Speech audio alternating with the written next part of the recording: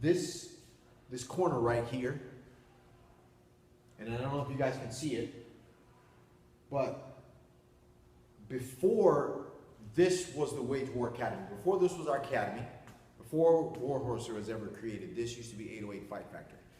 And when I was going through bankruptcy and I was going through all my marriage problems and I was going through all my self-doubt and the frustration I was going through and my own personal fears and worries as I was broken, I sat in that corner back here. This was the heavyweight corner. This is where Nico and Bryson and Harry and Lewis and Russell and Ed, all the top fighters here in the island that went to 808 Fight Factory would train. That's what was here. And I would sit in that corner, and in between my rounds, I would cry.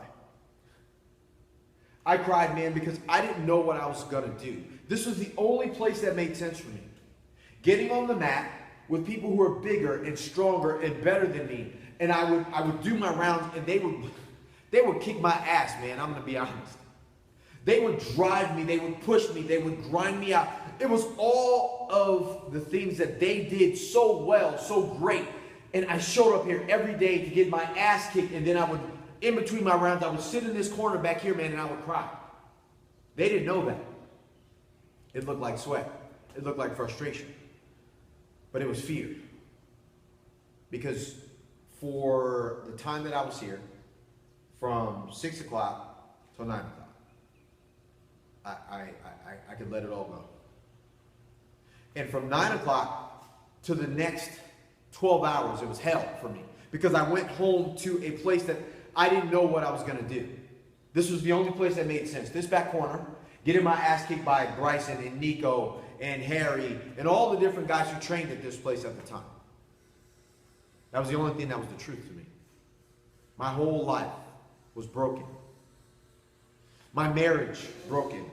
My business broken. My spirit and who I thought that I was broken at the time. That corner was the only peace of mind that I had.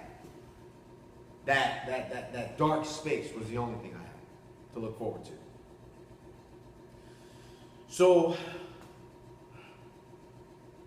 when I built Warhorse Strength Camp and when I took over this space, I knew that this place was going to be special for me because it was truly the rebirth, the resurrection, and all of the things that I thought that made sense. I could bring in other men like me who were broken, who were battered, who were torn, who were failing out there in the world, and we could make some sense of that because that's what this place had been for me. This place was holy ground.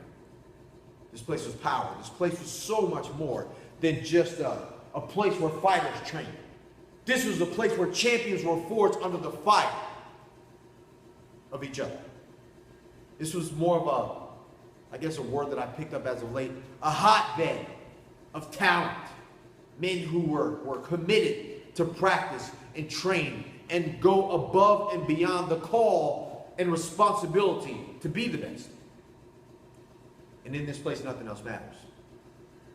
So I thought it only fitting as I changed the name from Warhorse Strength Camp to the Wage War Academy, and I set up the things that are required to build champions in life as leaders in business, or as leaders in fighters, or as leaders in the wrestling space, or as leaders in elite soldiers and athletes, or at least the tactical athletes, the guys who wanted to be special forces.